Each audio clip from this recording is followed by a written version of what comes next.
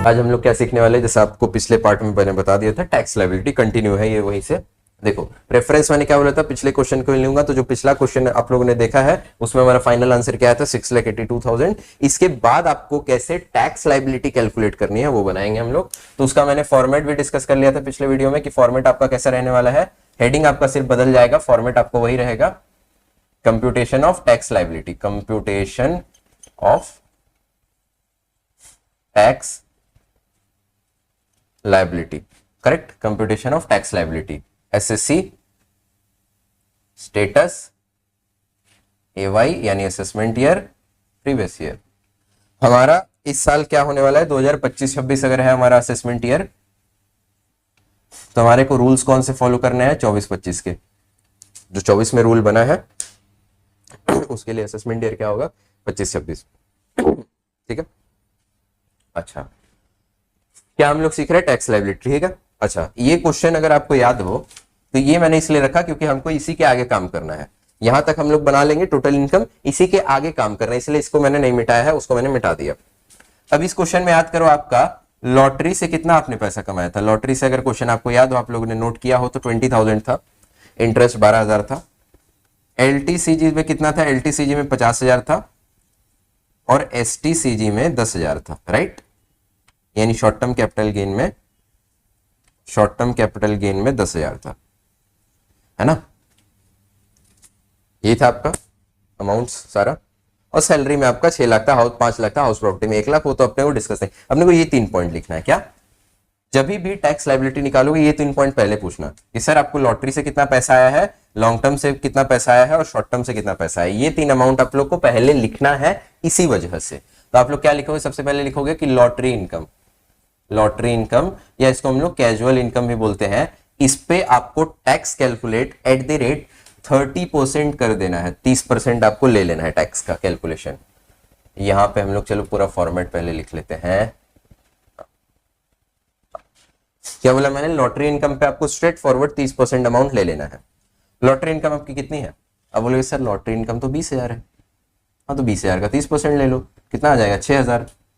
Direct government को पे कर दिया हम लोगों ने, जितना लॉटरी इनकम था 30% मैंने गवर्नमेंट को पे कर दिया। देन आपका क्या करना है, long term capital gain, right. इसके ऊपर स्ट्रेट फॉरवर्ड 12.5% का हमारे करंट में रेट है, ले लेना है आपको स्ट्रेट फॉरवर्ड। अभी तो क्या करना है, 50,000 का सीधा सीधा 12.5% ले लेंगे तो आपका अमाउंट आ जाएगा 50,000 इंटू 12.5% आ जाएगा आपका 6,250। ये आपका आ गया दूसरा amount. Second short term capital gain, right. इसके ऊपर eight the rate 20% flat rate है, अमाउंट है 10,000, 2,000 आ जाएगा इसका टैक्स लायबिलिटी, है ना। 2,000 इसकी आ जाएगी टैक्स लायबिलिटी, करेक्ट। अब आपको विजिबल होगा 10,000 पे 20% सीधा सीधा। अच्छा ये तीनों हम लोगों ने लिख लिया। नंबर्स भी आप चाहो तो दे सकते हो, स्टार ऐसे कुछ बना सकते हो, बुलेट्स, ठीक है। कि पहले हम लोगों ने किस पे कैलकुलेट किया है, पहले हम लोगों ने लॉटरी को कैलकुलेट किया, देन हम लोगों ने लॉन्ग टर्म कैलकुलेट किया, देन हम लोगों ने शॉर्ट टर्म कैलकुलेट कर लिया। अब बताओ मेरे को आप कि आपका बैलेंस इनकम कितना आया। बैलेंस इनकम मतलब सर टोटल इनकम कितना आ रहा था आपका 6,82,000, 6,82,000, जिसमें से आपने 20, 70 और 80 यानी टोटल 80,000 की कैलकुलेशन तो कर दी ना। यानी कि 6,82,000 में से 80,000 रुपए पे तो टैक्स भर चुके हो ना, तो क्या वापस से भरने का इरादा है? Of course not. तो आप क्या बोलोगे, सर मेरी टोटल इनकम थी 6,82,000, जिसमें से 80,000 की इनकम पे मैं ऑलरेडी टैक्स पे कर चुका हूं, तो मेरे को टैक्स पे करना कितना इनकम पे पड़ेगा, मेरे को टैक्स पे करना पड़ेगा ओनली एंड ओनली 6,02,000 पे, है ना। ये आपकी आ जाएगी क्या, बैलेंस इनकम। बैलेंस इनकम इसमें लिखना नहीं है, अमाउंट मत लिखना, बाहर लिख देना। अभी आपको समझ आएगा क्यों। 6,02,000 रुपए पे आपको क्या करना है, आपको टैक्स और पे करना है। किसको, गवर्नमेंट को। 6,02,000 रुपए पे आपको और टैक्स पे करना है, किसको? गवर्नमेंट को। ठीक है, तो आप पे करोगे कैसे? इसके लिए अब आपको लगाना पड़ेगा स्लैब रेट। क्यों? क्योंकि लॉटरी लॉन्ग टर्म और शॉर्ट टर्म की तरह अदर इनकम्स पे कोई फ्लैट, मतलब कोई फ्लैट रेट ऐसा नहीं है, 30, 12, 20, 10, 15 ऐसा कुछ नहीं है। इस पे आपको लगाना पड़ेगा स्लैब रेट। स्लैब रेट कैसे है हमारा? अप टू 2.5 लाख नील, कोई टैक्स नहीं। अगर आपकी इनकम 2.5 लाख है, 2.5 लाख से कम है, कोई टैक्स नहीं।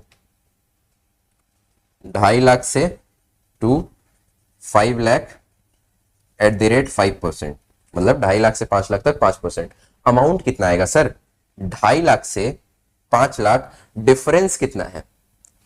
2.5 लाख से 5 लाख, डिफरेंस कितना है दोनों के बीच में? अब बोले सर दोनों के बीच का डिफरेंस भी तो 2.5 लाख ही है, 2.5 और 2.5 मिलके तो 5 हुआ, तो 5% हम लोग ना 2.5 लाख का निकालेंगे ना 5 लाख का, ना कम वाले का। कितने लोग बोलेंगे कि कम वाले का निकाल देंगे? गलत हो जाएगा, गलत हो जाएगा। जो दोनों के बीच में डिफरेंस आ रहा होगा ना उस पे निकालेंगे। तो दोनों के बीच में डिफरेंस क्या है? 2.5 लाख है, तो इसका हम लोग क्या ले लेंगे? 5% ले लेंगे, आ जाएगा कितना? 12,500।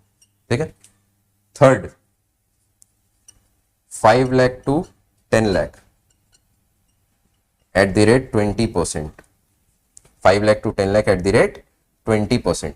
अब बोलोगे 5 लाख टू 10 लाख, सर हमारी इनकम ही 6 लाख है, तो हम लोग क्या लिखेंगे? 5 लाख से लेकर हमारे को कितना तक करना है? 6,02,000 ना। 5 लाख से ऊपर कितना गया? 10 लाख थोड़ी हो गया। 5 लाख से ऊपर कितना गया? 6,02,000। तो डिफरेंस कितना है? डिफरेंस है सर 1,02,000। तो इस 1,02,000 पे आपको क्या करना पड़ेगा? टैक्स कैलकुलेट करना पड़ेगा। आप डायरेक्ट यहाँ पे ऐसे लिख सकते हो, 5 लाख टू 6 लाख 2,000 आपको कितना टैक्स पे करना पड़ेगा? आपको 1,02,000 का आपका डिफरेंस है ना, 5 और 6 दो के बीच में, इसका आपको 20% टैक्स पे कर देना है। और अगर मैं इसका 20% निकाल लूं तो आपका जवाब आता है इंटू 20%, आपका जवाब आता है 20,400। अच्छा, एबव 10 लाख लिख दे रहा हूं मैं, है नहीं हालांकि इस क्वेश्चन में 30%, तो ये अमाउंट तो आएगा ही नहीं। क्यों? 10 लाख से ऊपर आपकी इनकम गई ही नहीं है, तो आपका ये अमाउंट तो आएगा ही नहीं। ठीक है, तो हमारा क्या हो जाएगा? यहाँ पे क्वेश्चन खत्म हो जाए। फिर मैंने लिख दिया ताकि हमारा स्लैब रेट कंप्लीट हो जाए। पहला स्लैब हमारा क्या है? अप टू 2.5 लाख नील, 2.5 लाख से 5 लाख तक 5%, फिर 5 लाख से 10 लाख तक 20%, और 10 लाख से भी अगर आप ऊपर पैसा कमा रहे हो तो उसके ऊपर 30% का आपको टैक्स पे करना पड़ेगा गवर्नमेंट को। से फॉर एग्जांपल अगर ये अमाउंट 16 लाख रहता तो क्या होता? तो उसका भी हम लोग अभी कर लेते प्रैक्टिस। ठीक है, तो हमारा 10 लाख से ऊपर चला जाता तो क्या होता? अभी आप बताओ मेरे को, फिलहाल आंसर आपका क्या आ रहा है? फिलहाल आपका आंसर क्या आ रहा है? आपको अपनी इस बची हुई इनकम पे 12,500 और 20,400 का और टैक्स पे करना है। तो 12,500 और 20,400 जोड़ दो आपस में, 12,500 20,400 आपका आ जाता है 32,900 रुपए का, और भी ज्यादा और टैक्स पे करना है आपको। ठीक है, तो इसको हम लोग बोलेंगे टैक्स लायबिलिटी। क्या बोलेंगे? Tax liability before rebate and cess. क्या बोला मैंने? Tax liability before rebate and cess.